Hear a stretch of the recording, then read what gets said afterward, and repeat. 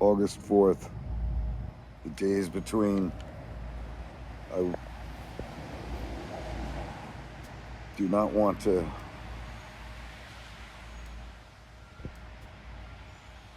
cower in the face of my responsibility.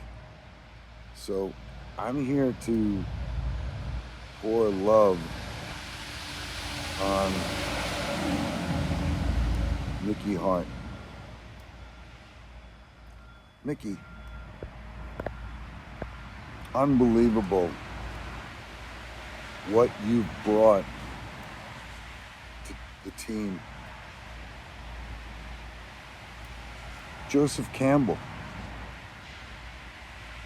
just bringing that to my attention, to eat up the wisdom that you've been sharing.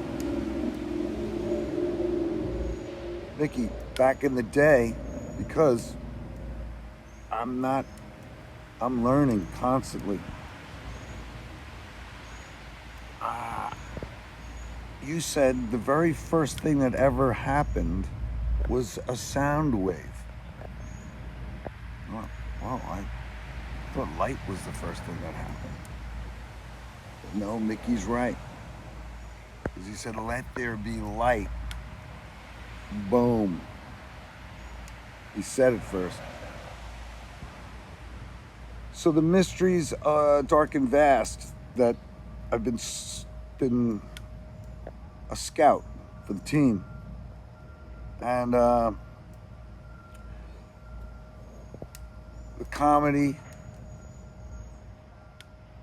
of growing since I was 18 with this band's mind, the hive mind, learning.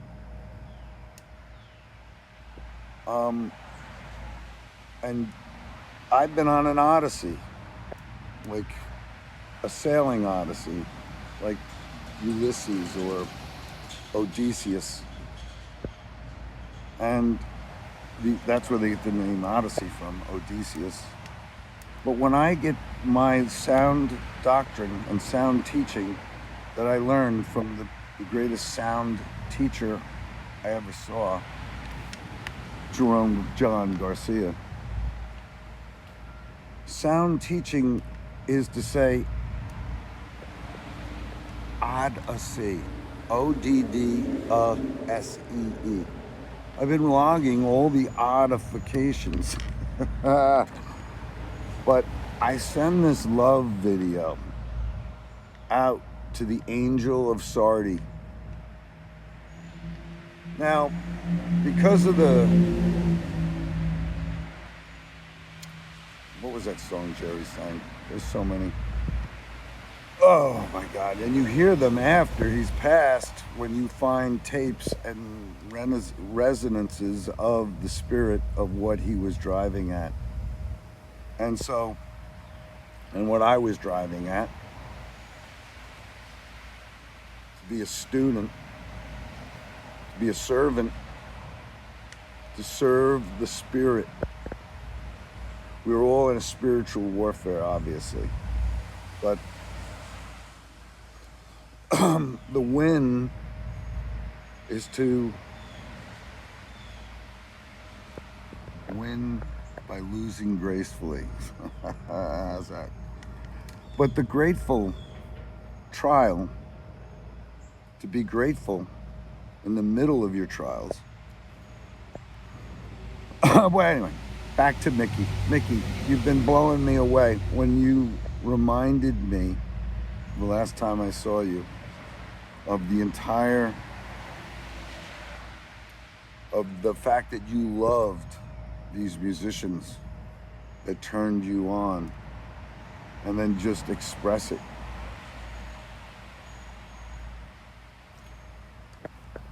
Oh my gosh. Althea has been my problem, probably. But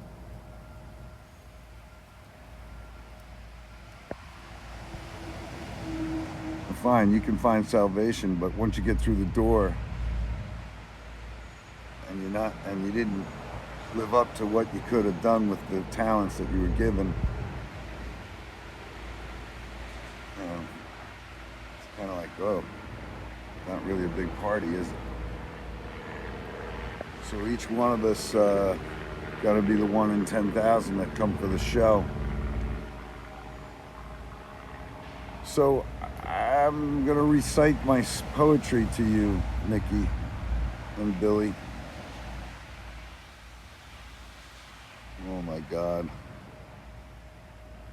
All of, I found looking at things a certain way, as if you look at things a certain way as the song goes.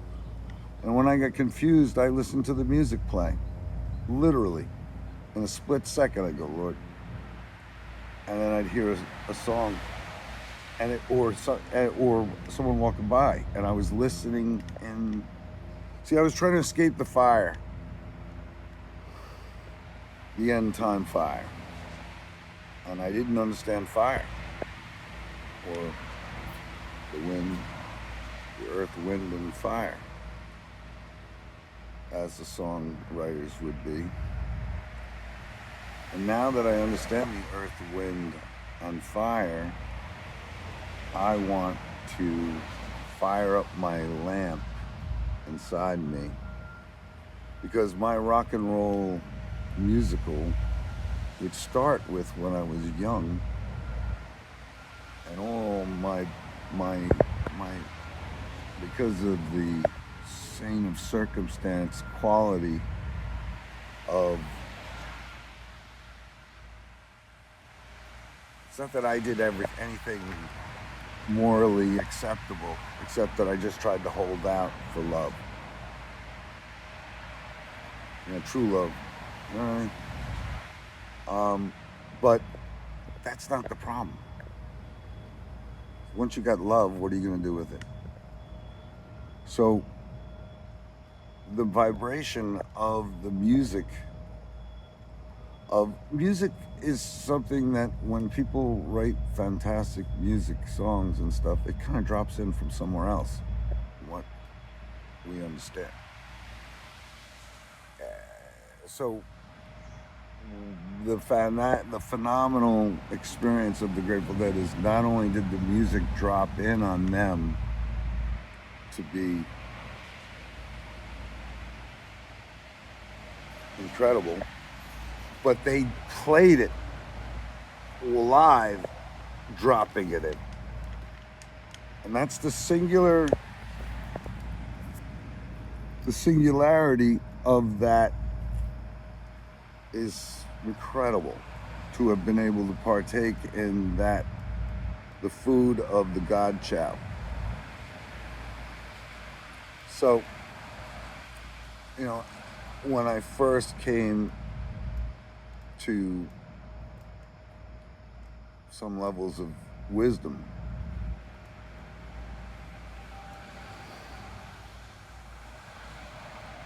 absolutely a turn on. So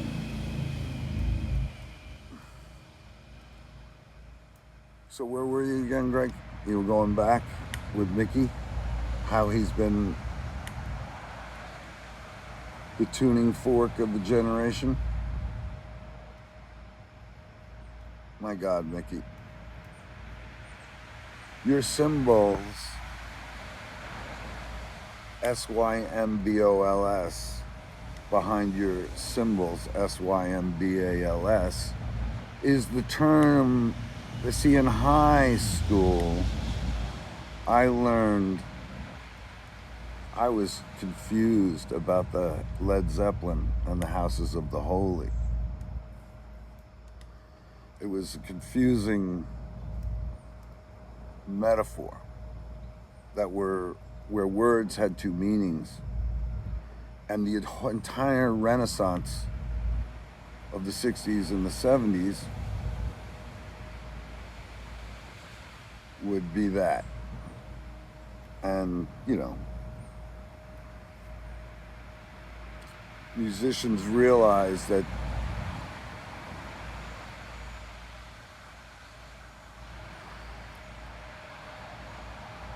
the rhythm of life is, everything's built on the sound. When you try to get to the bottom of the honey and the gold, the words of gold that have been showered upon my soul from the mystics formerly known as the warlocks, that the bus that takes you to the other side, to the behind the veil, to the death quadrant,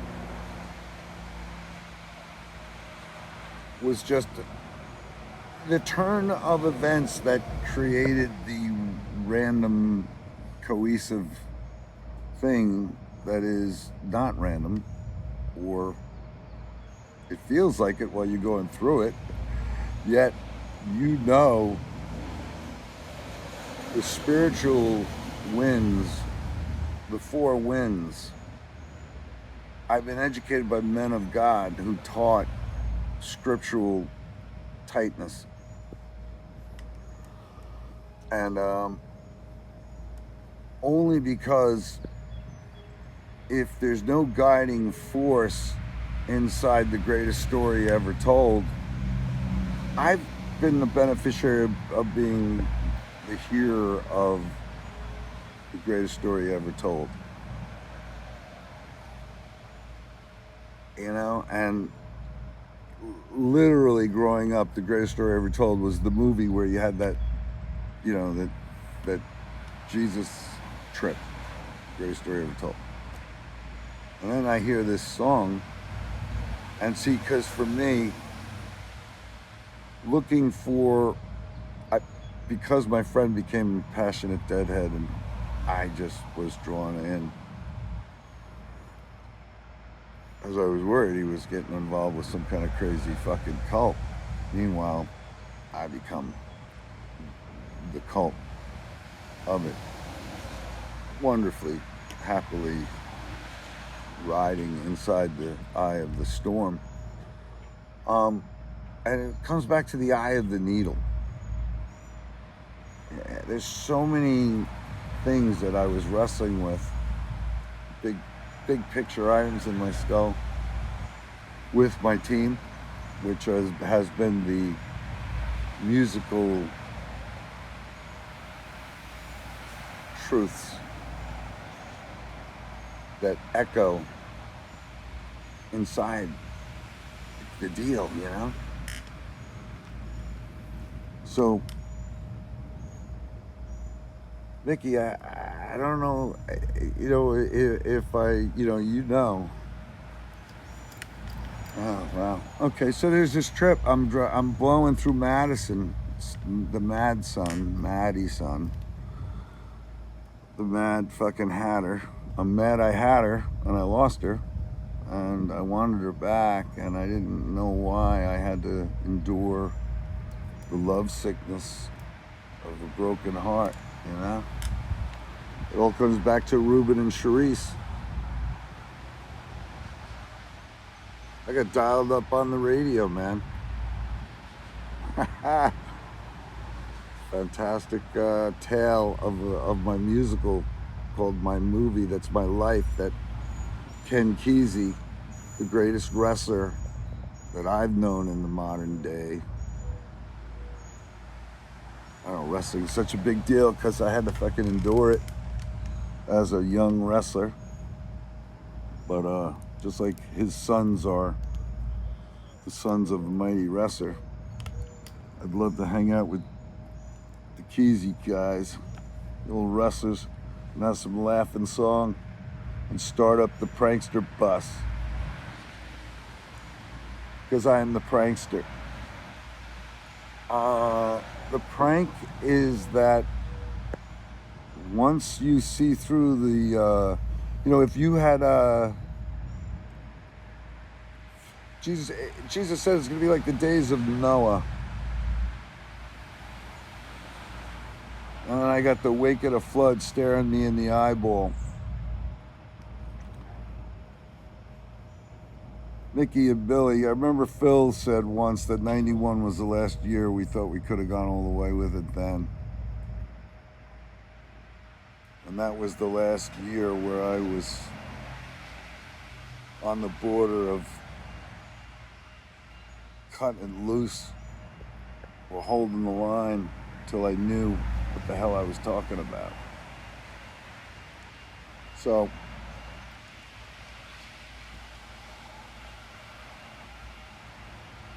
so 91.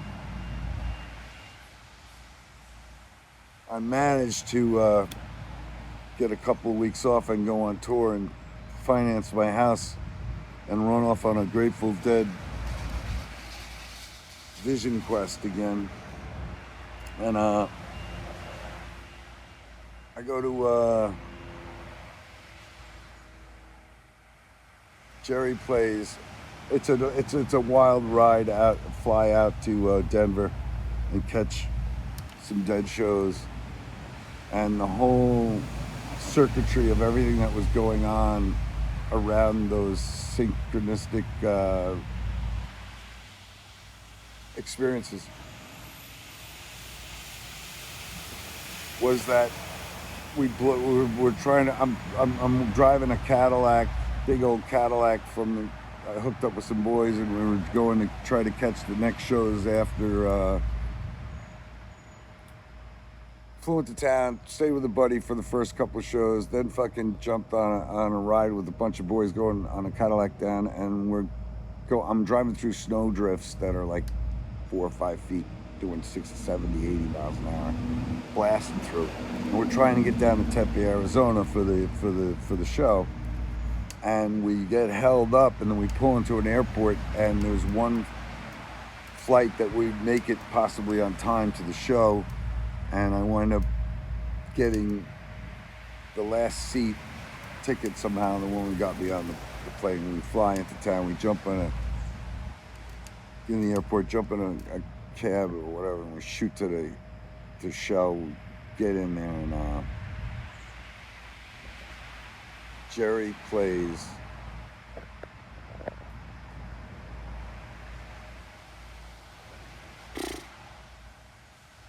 He plays it.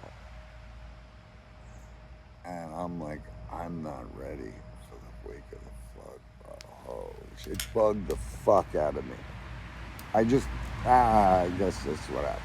And it made me fearful not to be ready for the fire flood that's coming upon the earth. And so I was like, there's something in my spirit that's freaking me out. So the next show is in San Francisco, and I get to San Francisco somehow. I don't remember how I fucking got there, but we're at the San Francisco shows, and I get a call. I'm trying to. It's the last day before. There's 2 shows left. I'm at the first show or whatever, and the next day I'm short $100.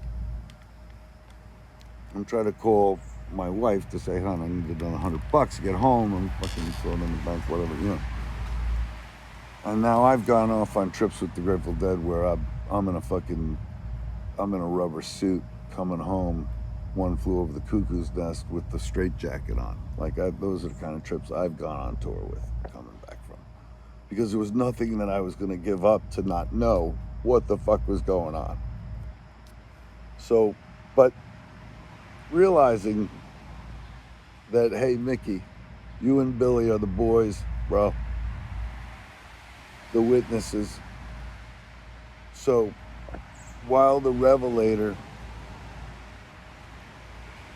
was revelating, all of you have been revelating to me on the higher winds, the second heaven and third heaven. You want to call it quantum mechanics?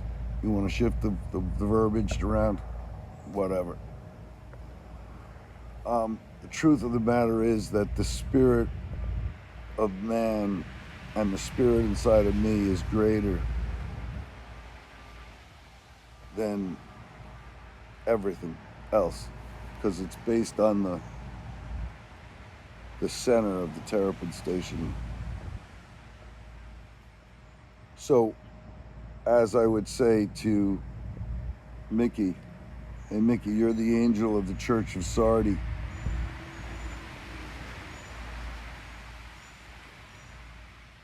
And so we have to awaken that which still can walk in white. What happened was the Book of Revelation was the epic thing that I was diving headlong into with the strange visions that I was having at shows, outside of shows, days between, inside of that. And I just want to revel in the music and the musicians and the singers and the songers, the mythic carriers of the song that the whole thing's leading up to. The Song of Moses. The Songs of Solomon. Once you understand the Tolkien riddle of how in heaven Tolkien's gonna get some fucking love, bro. Holy hat. And when Mickey was reminding me of the days to come, as he does every time, which I keep forgetting my great future, because I'm stuck. You gotta be like Jerry would sing it, in the live tense. This is not normal shit, man. Just a song for Gomorrah, you know? It was in the present tense. It was uniquely Hunter-esque. The mighty Hunter. Bobby was proclaiming the Kingfisher styling of Shooting for Heaven with that whole album. Because I'm not preaching, but holy shit, bro, my shit's been blown away. I'm just trying to sing, man. Bobby would look at me, you got what you came for? You ready to go? My fucking Bobby, holy shit, man. Those Spectrum shows, holy shit, man. It was another promoting field of sound technology that was floating through the sphere.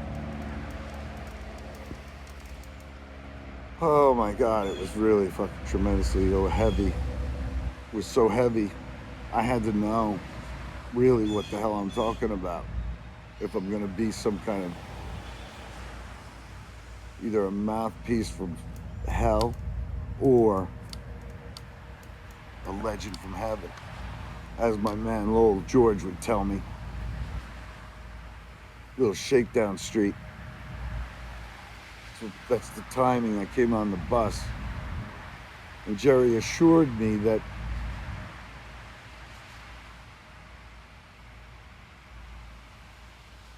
this thing was not made by the hands of men, even though we were men making this fucking shit, dude. We're fucking riding fucking thunder over here, bro. Little lazy lightning. I'm like, holy shit, man. This is great. It's the most living, live, present thing that ever happened to me, man. I'm here to proclaim it.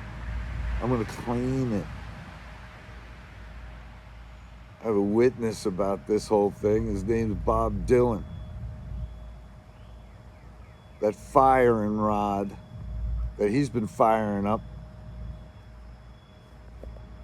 Big hand works by the hand of God. Little man works by the fucking firing rod. And Dylan's been firing up the fucking rod for the whole time, man. I'm just a joker man, you know? dancing by the light of the moon. I'm a song and dance man, you know what I'm saying? But my dime dancing is through because I've been Steely Dan'd in the Lion's Den, and I have a royal scam. Yeah, well,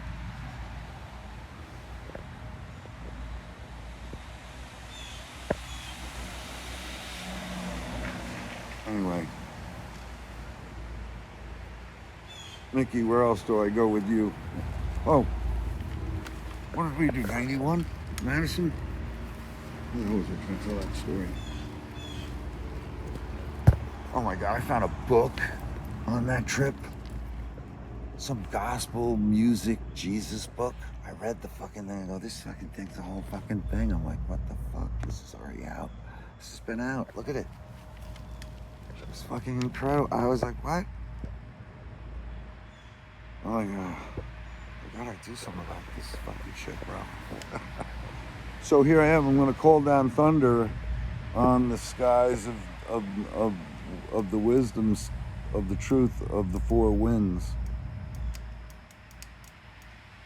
Dr. Francis Miles, I might as well be, he's my brother, the son of God.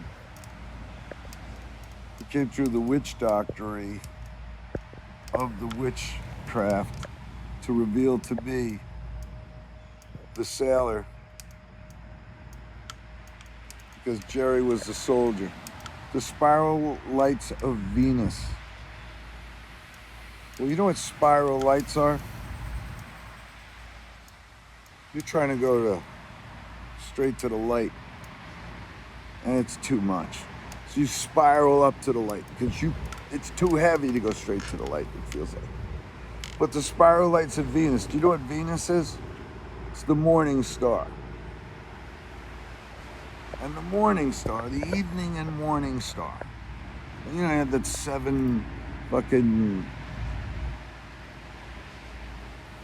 moons, or, you know, the planets, they planeted it, the planets, whatever. You know, they're all up in the sky last year, and I'm fucking going, oh yeah, so the time of man is at hand. So the greatest story you ever heard, you had Abraham. Abraham broke out of his religion. Just get the hell out of your father's house, man.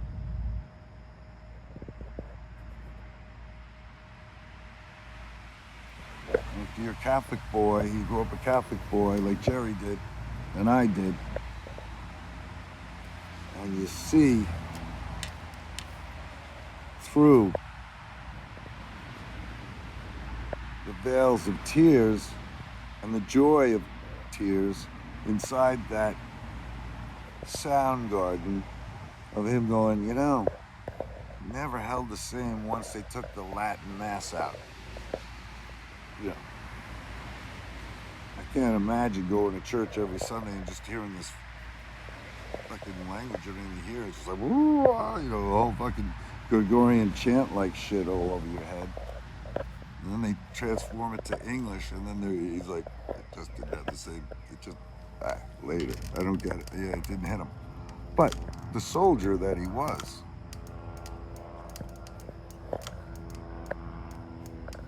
anyway, this sailor came in halfway through the trip.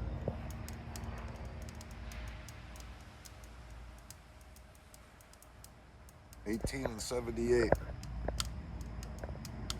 And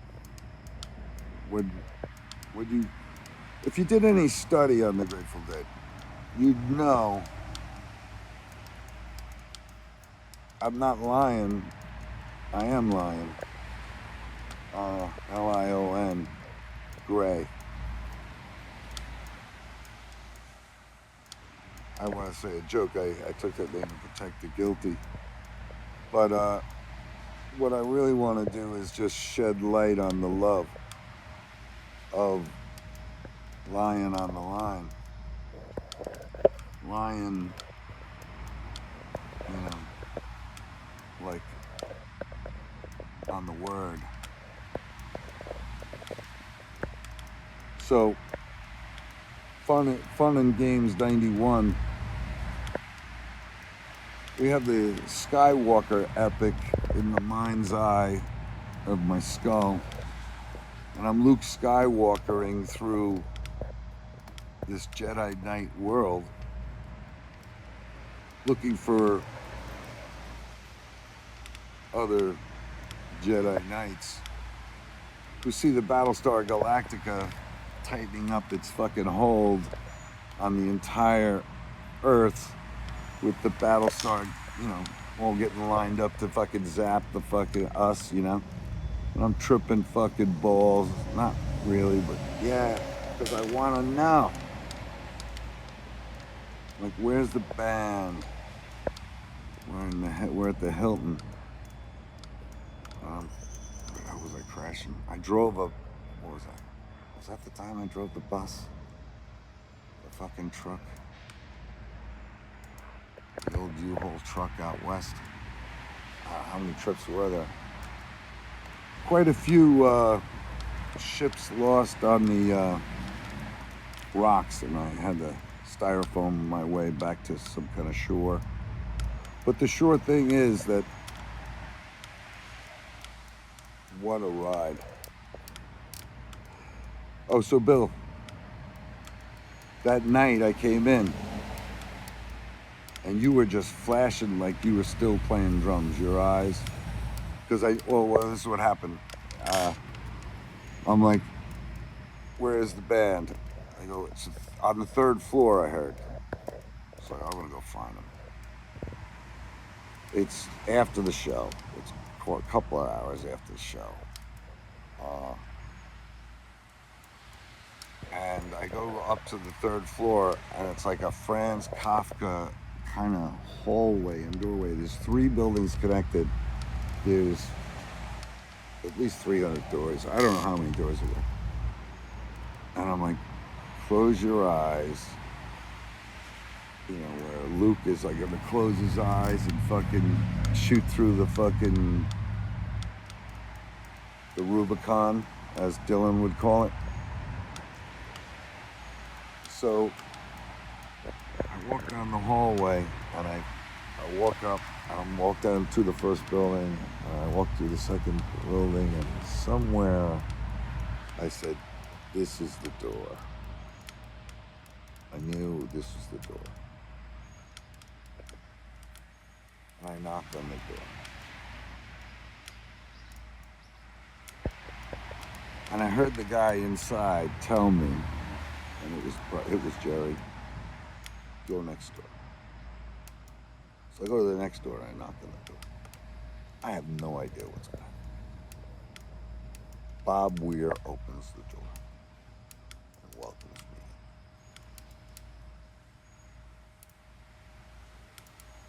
And there's Phil and you, Bill.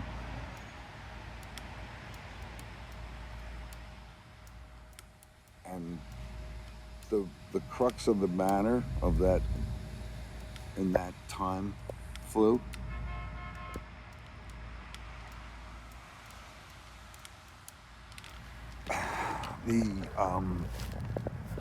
What was it? The song that Bobby played, 2001 Space Odyssey, that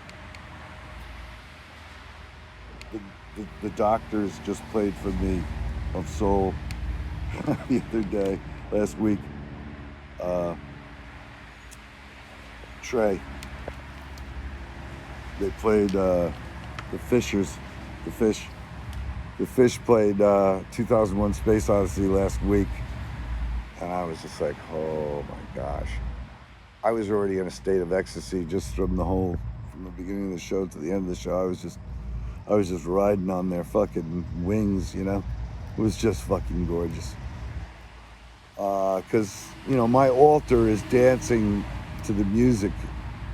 That's been my altar, to dance in my heart spirit and become a lucid dreamer. So, but that, so 2001 Space Odyssey, so then, because I was already on the Kubrick ride of The Shining, being the kid with The Shining and not knowing if I don't fucking unleash this, I'm going to turn into Jack Nicholson on the bad side. If I release it, I can be a shining kid amongst the legendary modern day psalmists, which is the greatest story ever told because of Robert Hunter and Jerry and Weir and Barlow and Peterson and all fucking the people, all the poets and laureates that they loved to teach me to love, you know, and to love the future, the now. I am absolutely, I'm surprised. Constantly surprised by the power of the love and a smile and generous, spirited humans that have fire and want to give the kids the forward thinking to know that it's anchored in a faith in the music will set you free. It depends how you look, what music you want to be freed by. If you really, you know, it all starts with the Saint Stephen. In and out of the garden he goes. You know, and wherever he goes, everyone complains, you know, and but what the hell, the guy's got to do what he's got to do, you know what I'm saying? So when you can do your, you know, everyone knows if they had any studied mindscapes of the ley lines that were laid inside the storyline of the first bibliomancy. See, I was looking for guidance in the spirit world as a kid, and then I got wind on that fateful day when my buddy made me sit down for 4 or 5 hours and read everything I could about the Grateful Dead that he had on hand, that he'd been digesting for months on end. And I read it in a day and studied everything and looked at a quick glance and took picture shots of the whole thing. And what the hell is this about, you know? I'm finding all these Bible songs in it, you know? But I'm like, the first thing I did after that day was I heard the songs. Like, I'm like, Samson and Delilah, what the hell, Promised Land? What are these? What the hell are they talking about? Wake up on a jet to the Promised Land. What the hell? The Promised Land. That's it. That's the entire earth. It was promised to us. But of course, there will be those who want the control grid. They want to feel comfortable. But the mystery of the sun and the moon and the wind. The wind is the mystery. The third heaven discussion. The second heaven is your sixth sense. And then there's a seventh sense. For those that know the seventh sense, once you work the sixth sense, well, numerology. Let's get back to the 666. Woe to those who proclaim. Do you know what the word 666 sounds like?